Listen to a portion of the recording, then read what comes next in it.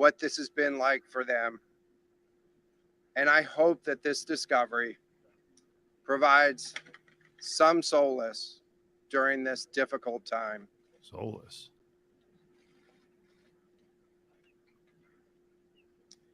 Additionally, we've been in close contact with the British and French consuls general to ensure that they are fully apprised and that their concerns are being addressed. The outpouring of support in this highly complex search operation has been robust and immensely appreciated.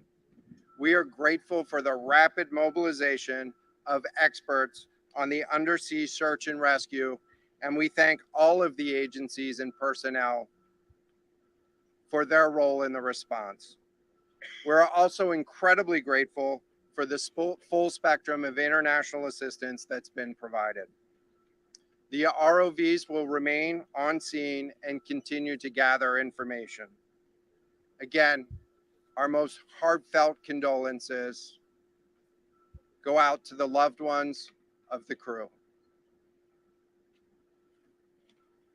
We'll now take questions.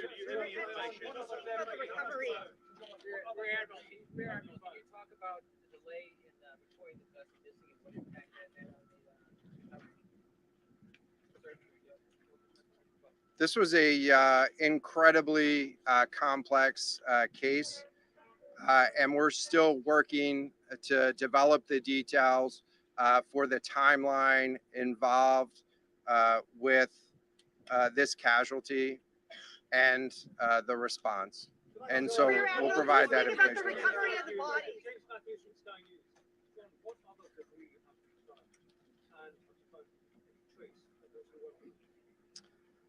So this is an incredibly complex operating environment on the seafloor, over 2 miles beneath the surface. And so the remote operating vehicle has been searching, and it is highly capable. And we've been able to classify parts of the pressure chamber for the Titan submersible. Let me refer to one of my undersea experts here, Mr. Paul Hankin, to talk about the nature of some of the debris.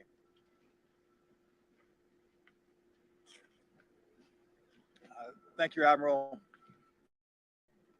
So essentially, we found 5 different major pieces of debris that told us that it was the remains of the Titan.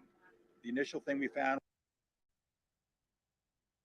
was the nose cone, which was outside of the pressure hull. We then found a large debris field.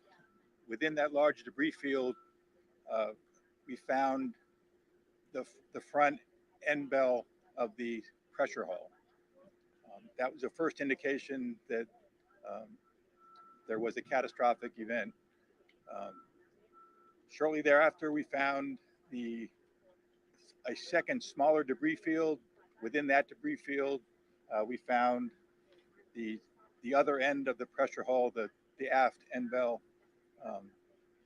which was basically comprised of the totality of that pressure vessel. We continue to map the debris field, and as the Admiral said, we will do the best we can to fully map out what's down there. Thanks, Paul. It's a very difficult question to ask because we have all the families, of course. What are the prospects of recovery of the bodies of the missing? So the questions was related. I'm restating the question from the standpoint of sometimes it's hard to hear the question here. What are the prospects for recovering crew members? And so this is a incredibly unforgiving environment down there on the seafloor. And the debris is consistent with a catastrophic implosion of the vessel. And so we'll continue to work and continue to search the area down there, but I don't have an answer for prospects at this time. Admiral, it's Tom Costello at NBC News. Is there any sorry, any suggestion at all that the sub itself collided with the wreckage of Titanic, or that instead it might have imploded above the wreckage and then rained down nearby? So the question was, is there any question as to whether or not the sub collided with the Titanic or whether it imploded above and debris field created from that? So the location of the Titan submersible was in an area that was approximately 1,600 feet from the wreck of the Titanic. I have an expert here that is familiar with that area and can talk about the debris field and what the debris field indicates in terms of where the casualty may have occurred. Rear Admiral, really quickly, can you tell me when that massive fleet will be called back? Thank you, Admiral. So the question is, where does the wreck lie in relation to the Titanic? I didn't hear the Admiral's answer. I think 1,600 feet. Was that correct, Admiral? Yep, you got it. So that's off the bow of Titanic. It's in an area where there is not any debris of Titanic. It is a smooth bottom. There, to my knowledge and anything I've seen, there's no Titanic wreckage in that area. And again, 200 plus meters from the bow, and consistent with the location of last communication for an implosion in the water column. And the size of the debris field is consistent with that implosion in the water column. Thanks. In terms of the timing here, you say that this was a catastrophic implosion. And I know it's early on, but is it your estimation that this happened right at the moment when they lost contact, an hour and 45 minutes after the descent? So the question was about the timing of the catastrophic implosion. Right now, it is too early to tell with that. We know that as we've been prosecuting this search over the course of the last 72 hours and beyond, that we've had sonar buoys in the water nearly continuously and have not detected any catastrophic events when those sonar buoys have been in the water. So. Can you describe what happens from here, sir, in the next days and weeks in terms of finding any more debris? What happens from here? So we will. The question was, what happens from here?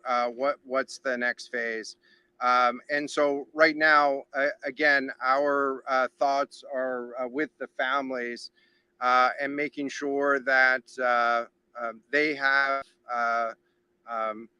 an understanding as best as we can provide of what happened and begin to find some closure.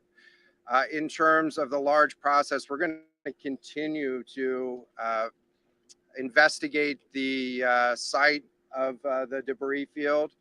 And then I know that there's also a lot of questions about how, why, and when did this happen.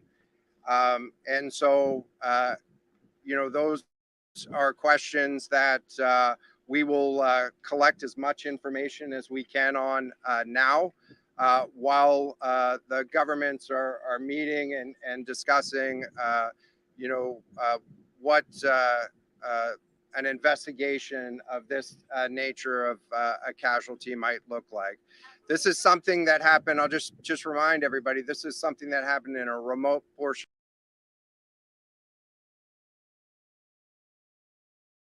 Sir.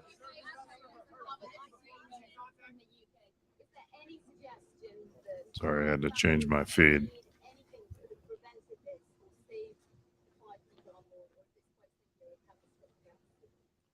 The question was there any suggestion that time factors may have played a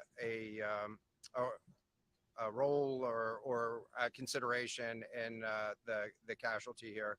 And so the debris field is consistent with a catastrophic.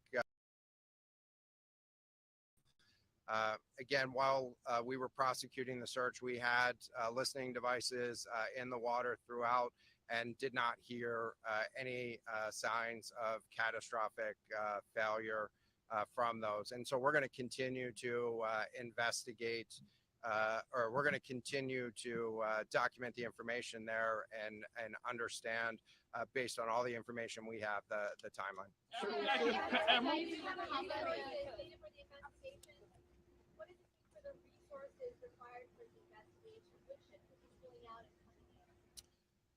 So the question was, what are the resources required for the investigation, and which ships will be pulling out and staying in? And so it's too early for me to talk about an investigation. That's a decision that's going to be taken outside of the search and efforts that I was leading. But we do have a number of vessels. We have 9 vessels on the scene right now. We had medical personnel on scene. We had other technicians on scene. And so we will begin to demobilize personnel and vessels from the scene over the course of the next 24 hours. But we're going to continue remote operations on the seafloor. And I don't have a timeline for when we would intend to stop remote operations on the seafloor at this point. As a result of this, do you think there should be changes in the way these are safety rated or inspected so that this won't happen again?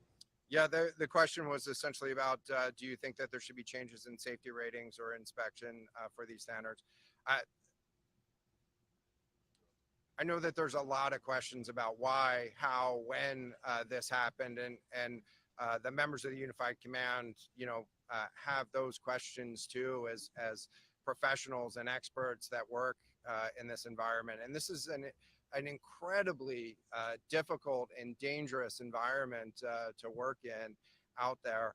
But those questions about the regulations that apply and the standards, that's going to be, I'm sure, focus of future review. Right now, we're focused on documenting the scene and continuing the subfloor. I know we don't know the timing here. We don't know the timing here, but there was the banging noises yesterday that redirected and redeployed the ROVs to this area. Is there anything conclusive in those noises, and did that redirection and then finding this debris field today all help? So throughout the search efforts, we reacted to the information that we had available to us. And while we continue to send it off for deeper analysis, again, really complex operating environment for us to work in.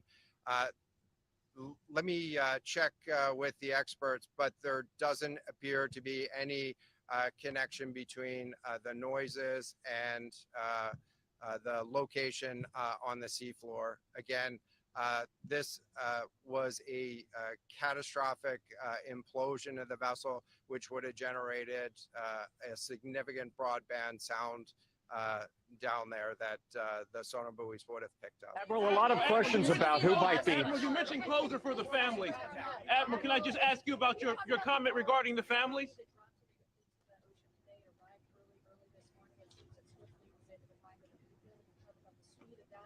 And also, were all of the assets involved moved as swiftly as possible to the area? Was any help turned away until lawmakers and criticized the government? This was a incredibly complex operation, and we were able to mobilize an immense amount of gear to the site in just a really remarkable amount of time, given the fact that we started without any sort of vessel response plan for this or any sort of pre-stage resources. And so the equipment that was brought on site this morning that we were using was a pelagic ROV capable of operating at 6,000 meters, cameras, sonar, other articulating arms and resources on it. And it's, we had to transport it here through C-17 aircraft. This is 2 aircraft that it took to get this up here. And so we've really had the right gear on site and worked as as swiftly as possible to bring all of the capabilities that we had to bear to this search and rescue effort. And it was just a huge international and interagency effort to make this happen. So I'm really grateful for all of the responders that came out to support this and really search for the vessel. It is a difficult day for all of us. And it's especially difficult for the families, and our thoughts are with the families today. But this was an immense support, and we had the right gear on the bottom to find it. So thank you. Admiral, you mentioned Admiral. Will you attempt to recover the bodies? Can we ask you? Mhm. The victims will they Just be walked recovered? away. Thank you so much, everyone, for attending this afternoon. There are no future planned press conferences. Updates will be shared to the USCG Northeast Twitter page, and our staff will be available to take down any questions following this. Thank you. Yes. Okay. I have no sound. I can get that back to you afterwards. Got it now. Yes, I got you now.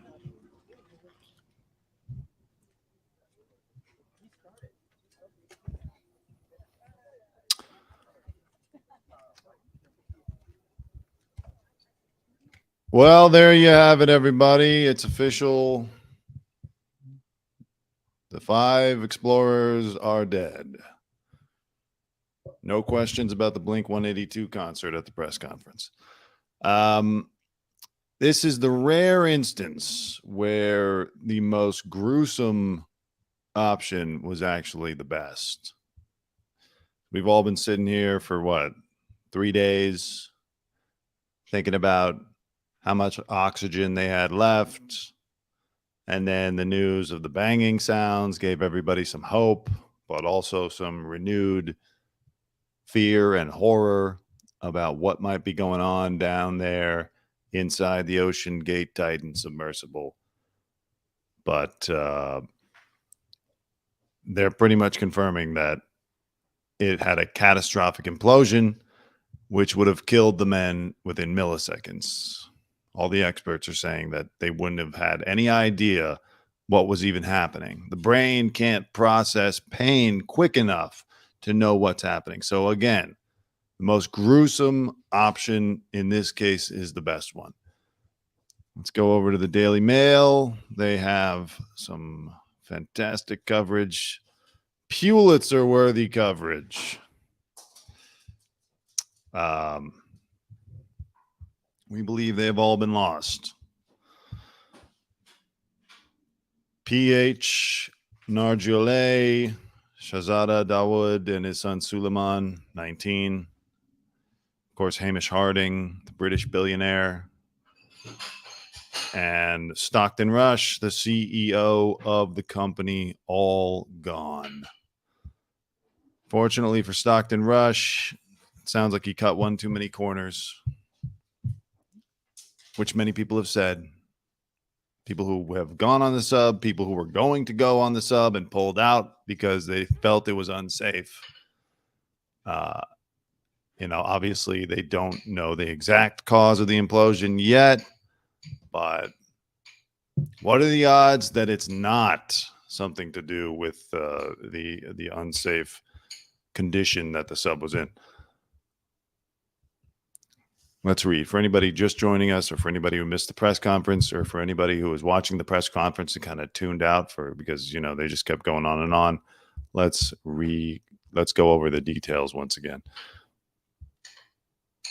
The U.S. Coast Guard and Oceangate Expeditions have confirmed the deaths of the 5 men on the missing Titan submersible, parts of which were discovered today on the ocean floor, 500 meters from the bow of the famous ship they died trying to see. It was the landing frame and the rear cover of the missing submersible. That's what they found.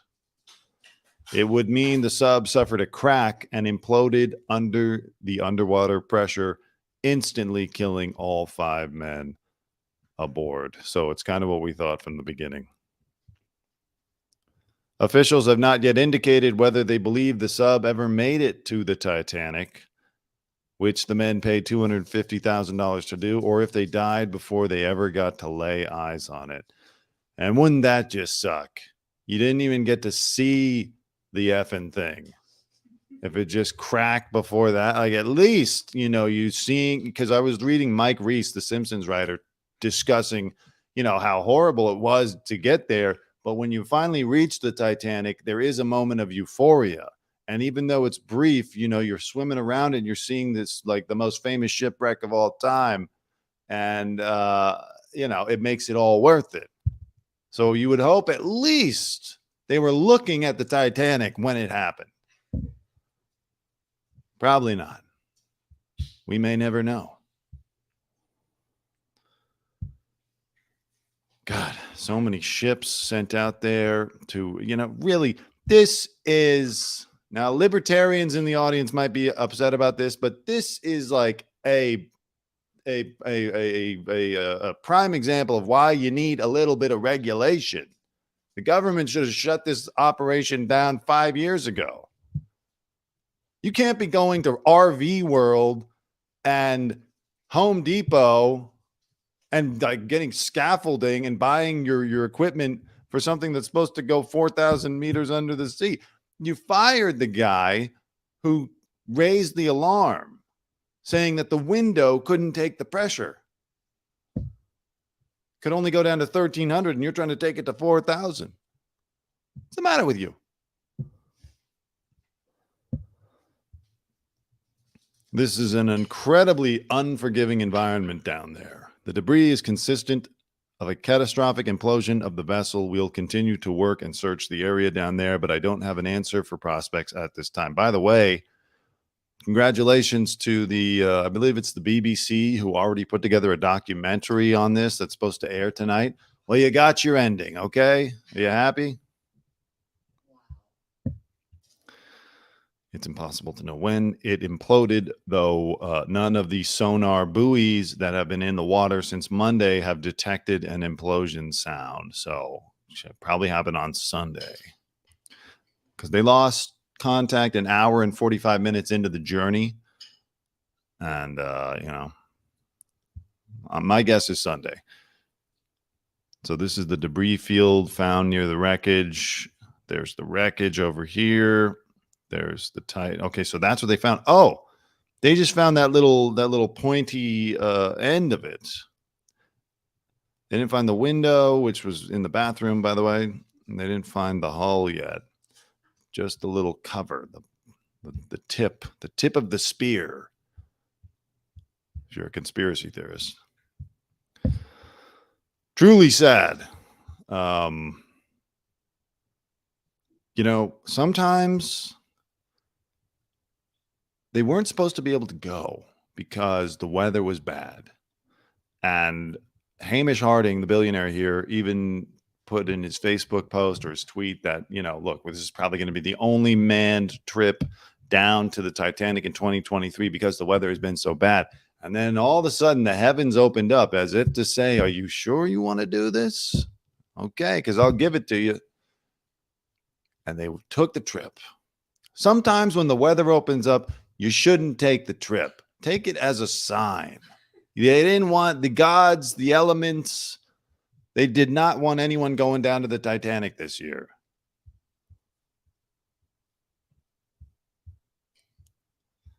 Now these 5 men have perished. British billionaire. Has anyone updated King Charles? I know he wanted to be kept updated on what was going on. Megan, my co-host, is off to the side. She's saying Meghan Markle has contacted. She wanted to be the first one to call King Charles. Yeah, she was in a hike and she texted. Direct from Montecito. Megan, what do I owe the pleasure? What? Paul-Henri Nargiolet. I have not heard his name pronounced yet in any news reports, so I'm just going on what I think about French people and how they pronounce their names. And Stockton Rush, of course, the CEO.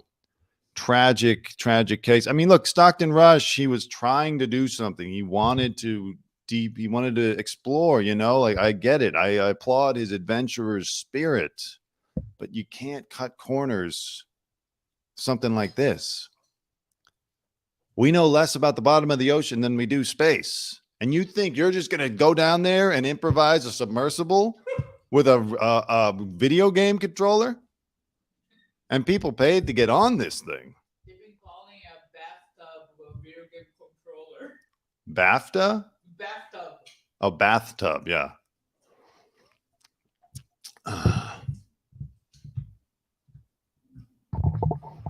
Just gonna put that there in case you say anything. Okay. You could talk from off camera. It's okay. I'm just saying that it's a bathtub with a video game controller. So people are calling that online. That looks like two bathtubs facing each other. I cannot get my camera angle right today. This sucks. Sorry, I'm not on camera, but I'll be later for the aliens portion of the Dante Greco show. Oh yeah. We got a nice UFO show coming up tonight. Interviewing a woman who claims to have had some UFO interactions, some alien interactions. I don't like this background, by the way. It's kind of depressing. I thought this was going to look better, but in this light, it looks horrible. I look horrible. But okay, let's get back to the people. Those people hear this? Yeah, we're live. Live from New York City behind you, apparently. Right. Well, I'm working, so you can't use my background. Yeah, that's fine. Let's continue reading. Okay, so they were basically they were crushed then, but they still could not find them. Well, they haven't found the hull yet. They found a little bit of a covering, and they found the platform that it lands with. So the hull is crushed. Then. Yeah, they're probably not going to find the remains. Ever? Probably not. I mean, it's it's not a huge thing. It's a tiny submersible, and if it got crushed and then just spread apart by the waves or whatever, That's crazy. I mean, you never really think how big the ocean is. You would think like, oh, it's off the coast, it's around the Titanic. Find it. It's so. It's hard to imagine the how far into the water they are, how deep they are, and how big the ocean really is. How deep. Yeah. So they were seen by a barista the morning of. The Daily Mail got there and interviewed the barista at the coffee shop that they stopped at before they went on the fateful journey. What were their final drinks? They had to get a coffee. You really wonder, like, hopefully they got a chance to use the bathroom. Because coffee can really make you have to pee. Maybe that's why it was ruining the expedition. Everybody needed to go to the bathroom at the same time. Who knows? According to barista James Law, 27, they were saying they were excited for a good expedition, and a few of them seemed in a rush. They were excited to go. After waiting days for the weather to break, they seemed excited that the fog had lifted Friday morning. They entered the Terra Cafe in St. John's around 8 a.m. on Friday. Okay. It was about 9 or 10 of them. I could tell who they were because they're all literally wearing jackets that say Titanic on them. Do they have Leonardo DiCaprio's face too in the back? No, there's no DiCaprio. There's no Winslet, no Cameron on this trip. Were they playing My Heart Go On by Celine Dion? No. I'm trying to figure out if James Cameron ever used Oceangate. I feel like a control freak like James Cameron would have, excoriated Stockton Rush and the whole Oceangate team if he had seen what they were trying to pass off as a capable submersible. You wish James Cameron had gotten involved because we know, look at the detail. I'm not a fan of the Avatar films, but look at the detail that goes into them. Perfect. And the stories that you've heard about James Cameron. If he had gotten involved with Oceangate, he would have whipped them right into shape. I think they used drones when they did the Titanic. No. James Cameron actually went down in 1995. Oh, with this Oceangate technology? And he's also no Oceangate. Yeah, a different submersible. He's also been down to the bottom of the Marianas Trench, which is the deepest part of the ocean. James Cameron's been there. But he's been with a fancier crew. Some other crew. Yeah. I mean, is he ever going to go back under the sea? I doubt it. Why would you? Like I said, Nobody's going to go under that sea anymore. yeah, he's got 5 more Avatar movies to finish. Can't take that risk. The Oh, insurance right. companies wouldn't let him. Whenever you Stop see, making Avatar movies.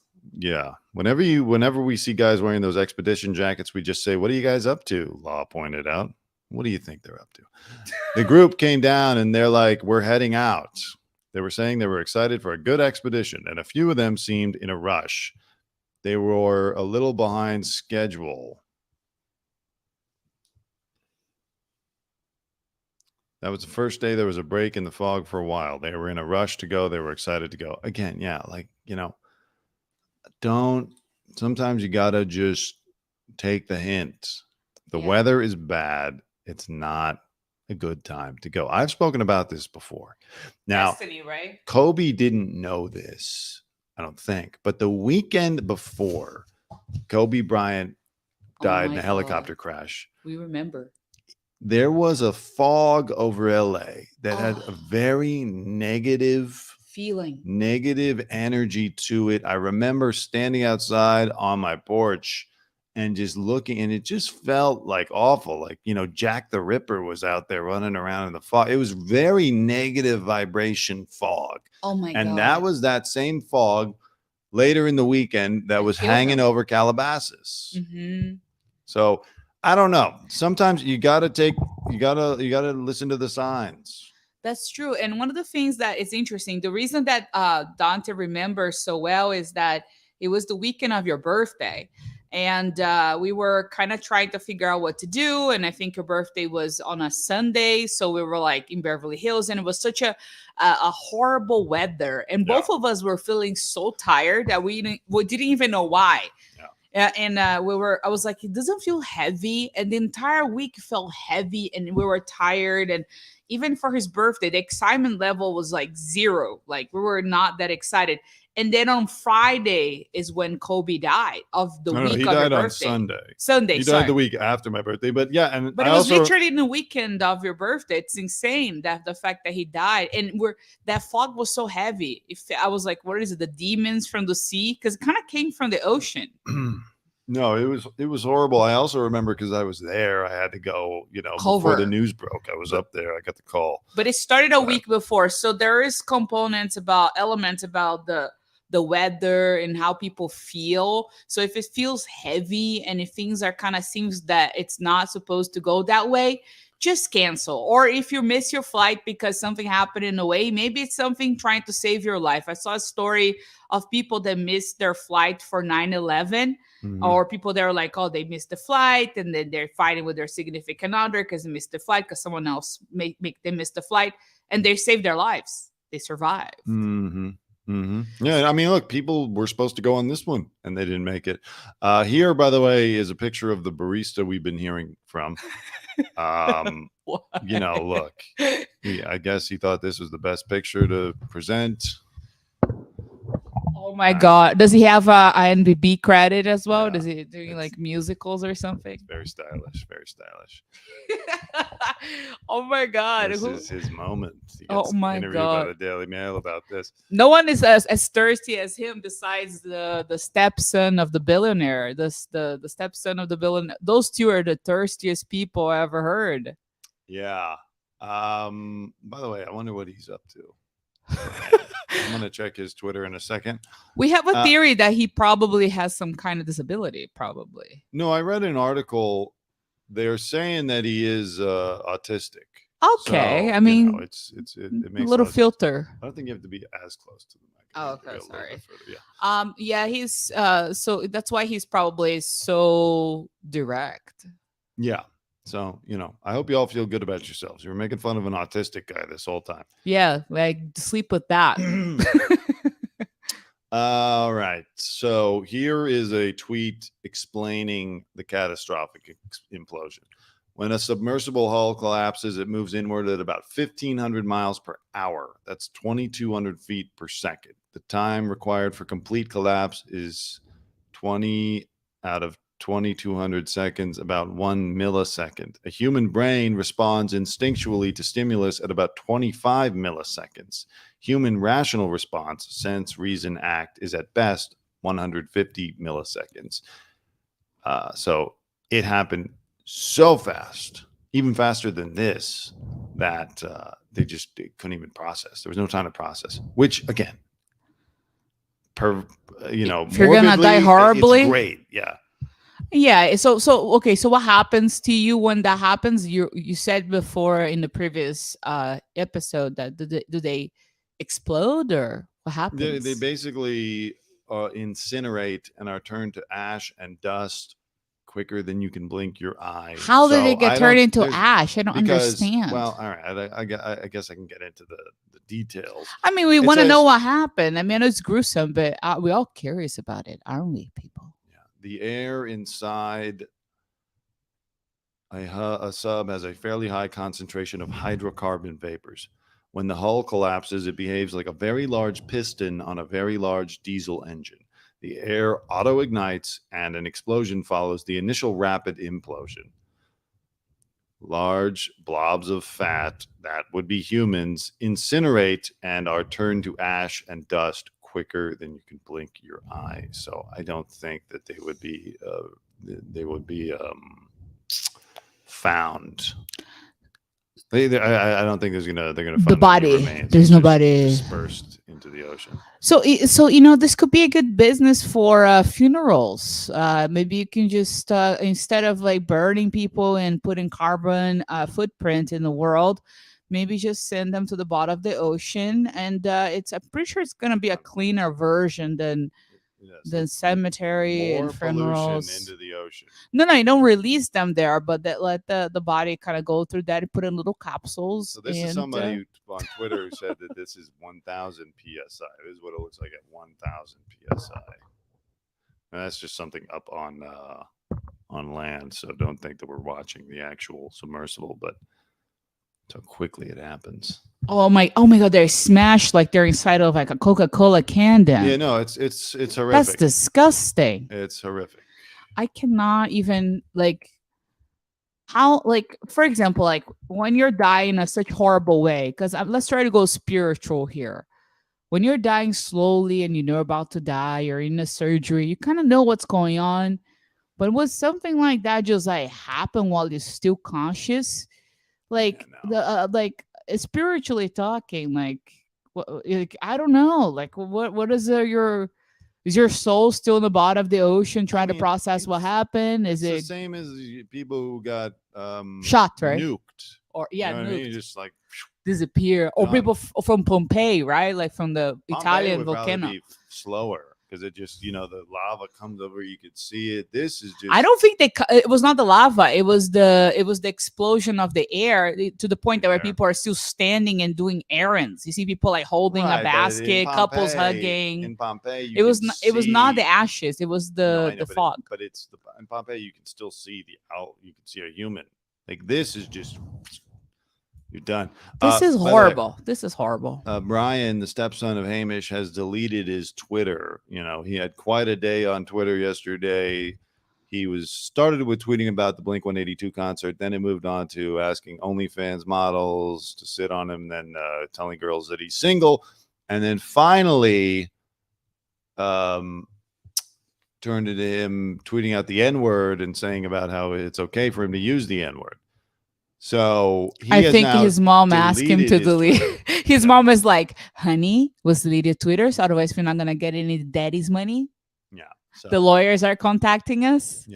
But again, supposedly he is autistic. So it's okay. It's not, I'm not going to say it's okay, but you can't take him too serious. There's a little bit. Yeah. It's not like a child. It's not like a, malicious. There's something of a reason for his the disability. Doing that, yeah, he has a disability. Let's all be honest here. He has a disability, and you cannot hold him accountable. So far because I don't know how people classify that. If they classify it as a disability, or if someone's going to see this and try to get my channel taken down. So I mean, it's a spectrum. Okay, I don't even want to say the word autistic anymore. Disabled. Pretend it didn't happen. It's disabled. I mean, it's on the spectrum is what people say. The person is on the spectrum. Yeah. Not in the provider, the service.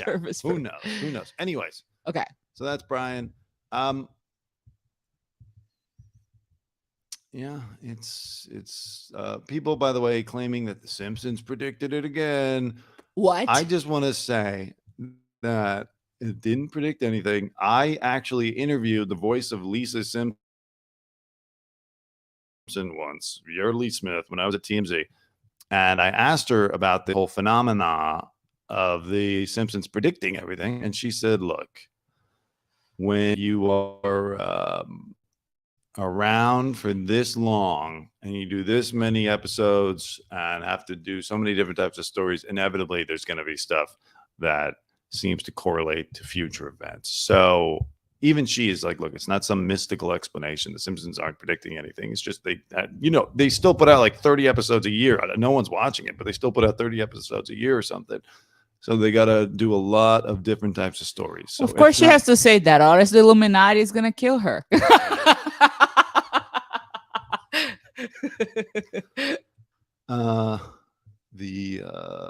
It's a lot of stress, very mixed emotions. Daughter of the French explorer says she's comforted by the knowledge that he's in the place he loved most. Yes, he did go down there, I think 37 times. And so, it's not, I'm sure he wasn't hoping for this outcome, of course, but no one was. Especially, like, imagine you build all this wealth and you're doing well in your life, and then you're in your vacation and you're doing your exploration, and it's how you die. It's a very unfortunate way of dying. It's like people when they go on boats and they go, "Oh, let's go see the ocean. I'm going to jump off the fancy boat." And for 3 seconds, a person is eaten by a shark or something like that. You're like, "Oh, but this was not part of the vacation plan." Yeah. Yeah. That's very unfortunate and kind of scary. Completely.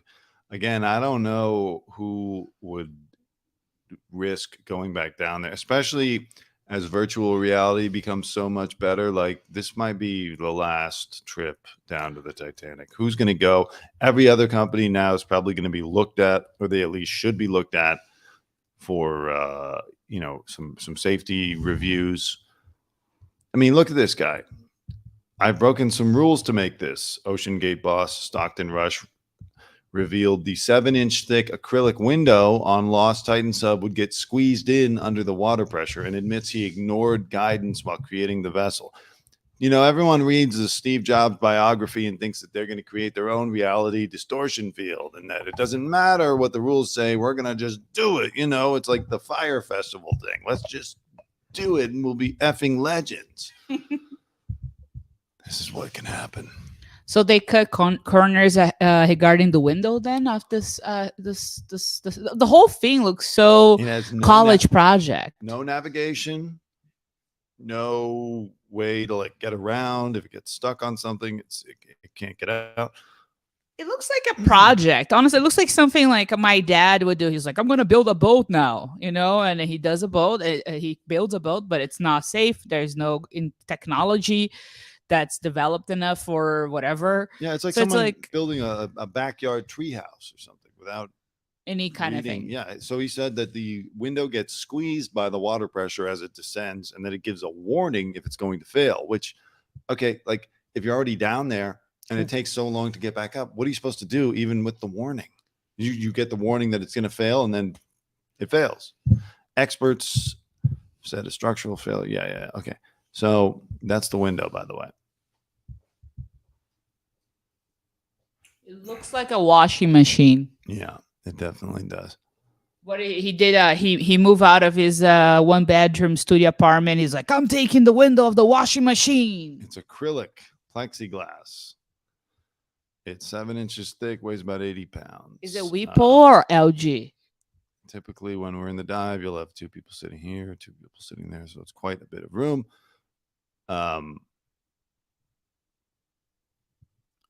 Hopefully, I want it to be, you walk in, it senses motion, it senses who you are. You say, "Hello, Titan." It senses your voice. It says, "Stockton, how deep are we diving today?" I say, "We're going to 4,000 meters." He says of his vision. Like, he's got a grand vision, but you had to put so much more work in.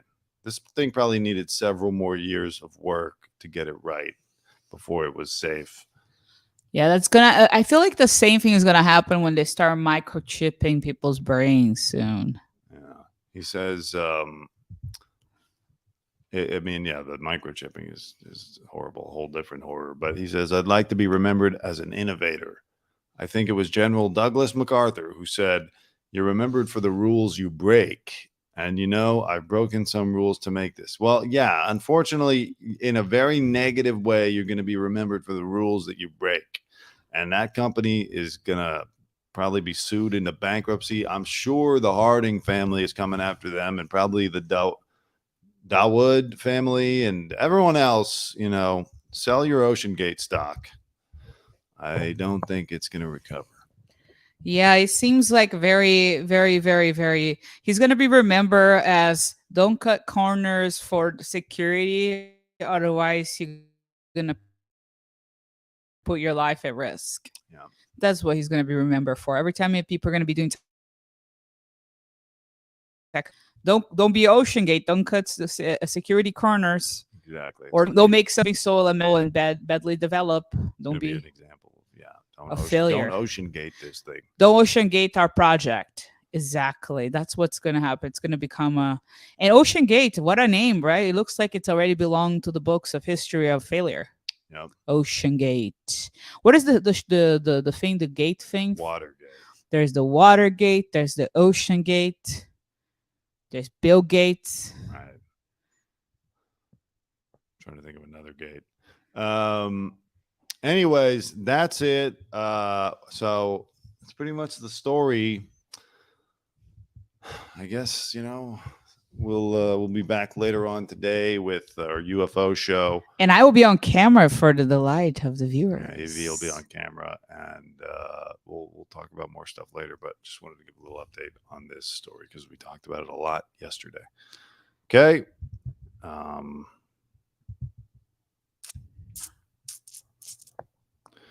And we'll see you all later today. We're going to do something special. We're going to play the intro at the end. Greco. Dante is a really smart guy. Ladies love Dante. Look at that one in there. Look at that face. What's your name? Dante Greco. Dante was me, yours truly. I'm going to come.